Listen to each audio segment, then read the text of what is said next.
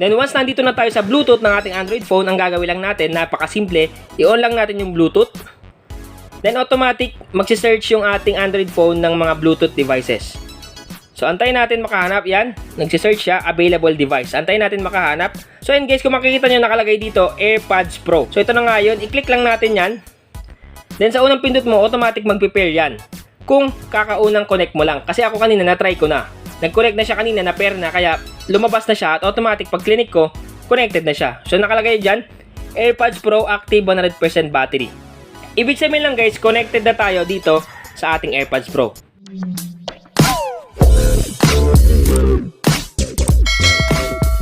And guys, bago tayo magsimula sa mga bagong pasok sa aking channel, ako nga po pala si Mindtech PH, gumagawa ako ng content regarding sa APN, pampabilis at pampalakas ng internet connection, at nag-update din ako tungkol sa mga tricks and tips. So kung gusto niyo yung content ko, don't forget to click subscribe button sa baba ng video na to, at i-click mo na rin yung notification bell para lagi kayong updated sa mga bago kong uploads. Ngayon guys, mag-unbox tayo ng AirPods Pro. Shoutout nga pala sa Technos PH. So kung gusto nyo umorder ng mga legit iPhones, then mga accessories, andun sa kanila, message nyo na lang sila sa kanilang FB page na Technos PH. So ito na ngayon guys, ito yung pinadala ng Technos PH. Ngayon guys, i-unbox na natin. Nagpadala si Technos PH ng isang bag na may logo na Apple. So maraming salamat. Magagamit natin to kung in case na may ilalagay man tayo dito. So hindi lang cellphone yung pwede ilagay natin dito, kahit ano. Meron ditong parang jelly case. So, jelly case siya ng ating AirPods. Ito guys, yung AirPods Pro. So, maraming salamat. Ito yung AirPods Pro. Then, ito rin yung AirPods Gen 2. So, ngayon guys, i-unbox natin yung AirPods Pro. Kasi yung AirPods Gen 2, halos same lang naman. Medyo mahaba lang siya, okay? Itong AirPods na Pro yung i-unbox natin para mas exciting. So, ngayon guys, i-unbox natin to. Ano ba yung laman nito? Subuksan natin. Tinanggal ko na guys yung plastic nito para mabilis natin ma-unbox. Once na binuksan mo yung box, ito yung makikita mo.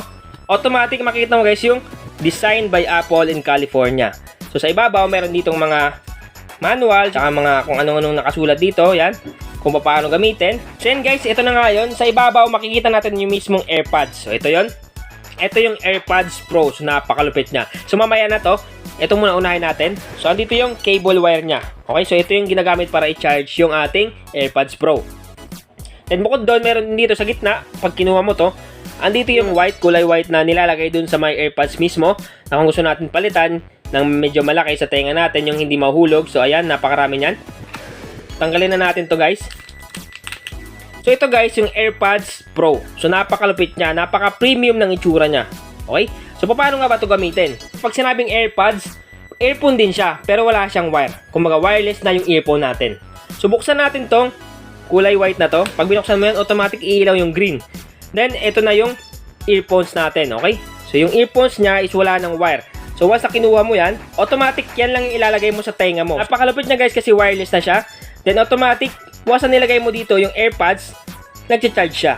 Ibig sabihin lang guys, itong lalagyanan na to is meron siyang battery na i-charge niya yung AirPods mismo. Then, pag nalobat na to, itong mismong lagayan, pwede natin i-charge dito. So, i-charge natin dito gamit yung cable wire kanina. So, i-charge natin to para makargahan in case na low-bat na tong lalagyanan ng earphones.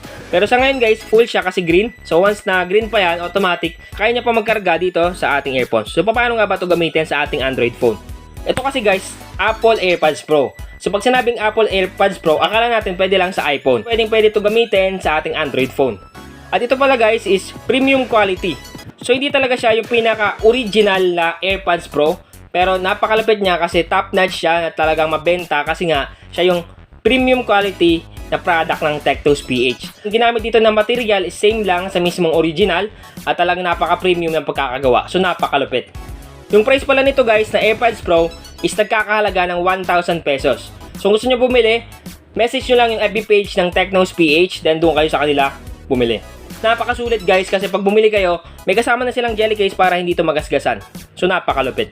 Then yung AirPods Gen 2 naman is nagkakahalaga ng 750 pesos. So sa murang halaga, automatic meron ka ng premium na quality talaga ng AirPods Pro at AirPods Gen 2. So diretso na tayo dito guys. Paano nga ba ito gamitin na AirPods Pro sa ating Android phone? So napakasimple guys. Meron ako ditong Android phone. So ito yung Android phone ko. Then ngayon, ito yung AirPods Pro. So para magamit to, kailangan natin buksan yung AirPods Pro. Then pumunta tayo dito sa Bluetooth ng ating Android phone. Then once nandito na tayo sa Bluetooth ng ating Android phone, ang gagawin lang natin, napakasimple, i-on lang natin yung Bluetooth. Then automatic, magsi-search yung ating Android phone ng mga Bluetooth devices. So antayin natin makahanap, yan, nagsi-search siya, available device. Antayin natin makahanap. So yun guys, kung makikita nyo nakalagay dito, AirPods Pro. Click lang natin yan. Then sa unang pindot mo, automatic mag-prepare yan. Kung kakaunang connect mo lang. Kasi ako kanina na-try ko na. Nag-connect na siya kanina, na-pair na, kaya lumabas na siya at automatic pag clinic ko, connected na siya. So nakalagay dyan, AirPods Pro active 100% battery. Ibig sabihin lang guys, connected na tayo dito sa ating AirPods Pro. I-try natin kung gumagana yung ating AirPods Pro. Ang itatry natin na sound is yung mismo sa cellphone lang natin. So kunyari itong ring volume, para masubukan natin, kunin natin yung ating earphone. Yan. Kunin natin yung isa. Then ilalapit ko dito sa may speaker at titingnan natin kung gumagana siya. Okay? So yun guys, hindi na tayo mag-play ng mga kanta. I-play na natin yung mga ringtones lang para safe tayo. So kunyari ito, gagalawin ko, pakinggan nyo guys ha.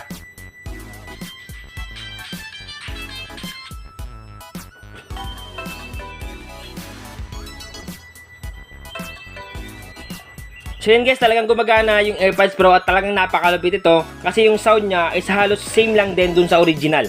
Ang bass niya talagang solid, napakalupit. So wala akong masabi dito sa product ng Tecnos PH. Then guys, sinubukan ko mismo yung AirPods Pro at talagang gumagana at napakaganda ng sound. Napakalupit niya at napaka-forma niya. So halimbawa nagta-travel kayo o may pinupunta kayong lugar, nagbabakasyon kayo. Ngayon guys, gusto nyo makinig ng sound pero gusto nyo hindi kayo naaabala ng work. So halimbawa marami kang dala. Ngayon, meron kang bag dito, minsan sumasakay ka sa bus or sa jeep, meron kang mga gamit sa unahan, ngayon makikinig ka sa earphone. Basta lumingon ka lang, automatic natatanggal yung earphone. Pero pag wireless earphone yung gamit mo, katulad ito, AirPods Pro, napakaganda sa pakiramdam, napakaganda makinig ng mga sounds kasi yung bass niya, napakaganda, talagang malupit yung tunog ng ating AirPods Pro. So maraming salamat sa Tecnos PH sa kanilang product na talagang premium quality.